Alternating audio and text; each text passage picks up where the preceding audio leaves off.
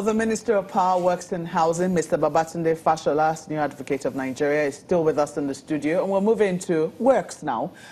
Just before we went on break, we're talking about the Third Mainland Bridge and the fact that a lot of Nigerians thought 27 months was how long Third Mainland Bridge repairs was going to take, to fix. And people are wondering, is it going to be shut down for 27 months? No.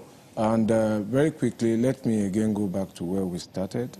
How important it is to be as accurate as is possible when information is put out here. I know that, of course, the traditional media continues to compete with millions of publishers who can now publish by a phone.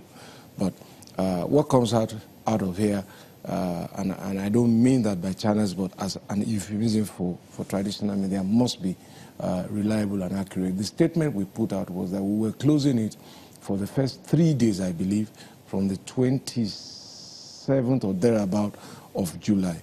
We had wanted to do it earlier, but we thought that if we allowed children to go on vacation, it would reduce the number of vehicles that needed necessarily to be on the road, and therefore ultimately reduce the amount of inconvenience that ultimately. But we're torn between maintenance and safety and people's convenience.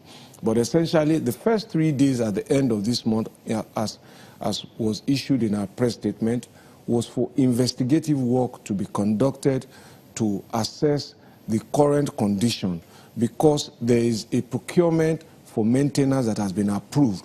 But between that time and now, some things may have changed. So we wanted to really do an examination again, just to be sure that there has been no material deterioration beyond what we procured. After that, then our engineers and our contracting firms will then lay out the plan of works. Some of the equipment and the materials have to be imported. I think either later in the year or early next year, then we will be able to start the repair. That would imminently compel some closure, as we have had in the past when I was governor. I think we closed them for about 12 weeks. We will try and reduce the period of closure as much as possible, but this is a choice between people's safety ultimately. That bridge must not collapse, and it needs maintenance. It has been built now upwards of going 30-something years. So, and if you recall, the maintenance that was done at the time wasn't completed because the budget was cut. That was why they now did it in phases. So we're back to what we should have done before. It's costing more, but it needs to be done.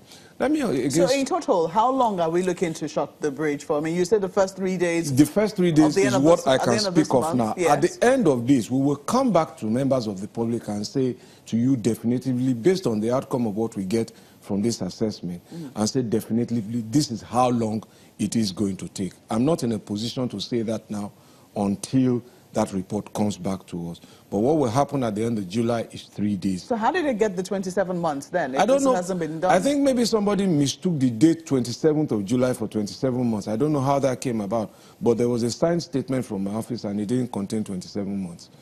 So, and I think that before we leave that subject, it's just to underpin the fact that we haven't maintained many public assets for a long time. The Ijora Bridge, you might recall, collapsed. I think your correspondent, Olu Phillips, was with me on that, covering it. It was lack of maintenance, 40 years plus. We had recently in Niger, the Tatabu Bridge, the failed. We are rebuilding that. Of course, we have started some maintenance work now across country, getting under the bridges, using divers, assessing their conditions. The people working right now, as I speak, under the Niger Bridge, the old Niger Bridge, where we're trying to build the second Niger Bridge, doing routine maintenance work, renewing steel, renewing cement, renewing materials. The people, I think we finished the Izigboro Bridge in Port Harcourt. We're working in parts of the Eko Bridge at this moment. We're working That's in terms of maintenance? Yes, we're working under the Tamburawa Bridge in Kano and a couple of others across the country. Honorable Minister, one of the primary criticisms of President Muhammadu Buhari's administration, particularly as it relates to works, has been that, what the opposition often says, what new projects has the president started and completed? I want to ask you this morning, when you look at the 2016, 2017, and now the 2018 budget, how much money, in terms of cash-backed money, has gone into projects that are legacy projects, essentially, have been around, and how much has gone into new projects?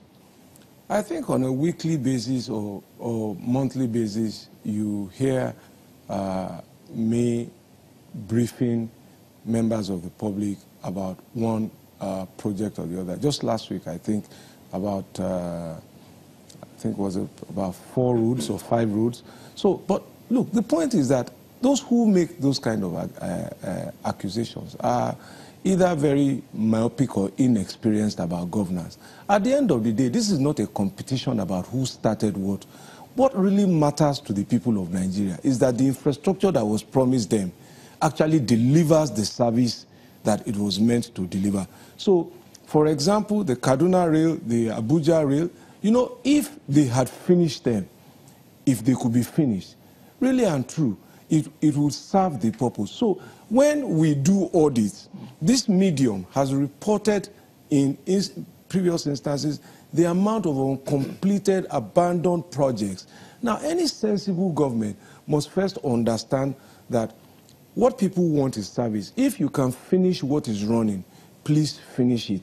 Then the inexperience about governance, and that's why, again, I started from the kind of people who make comments. People who are informed must be asked and given the opportunity to really come and share what happens in government.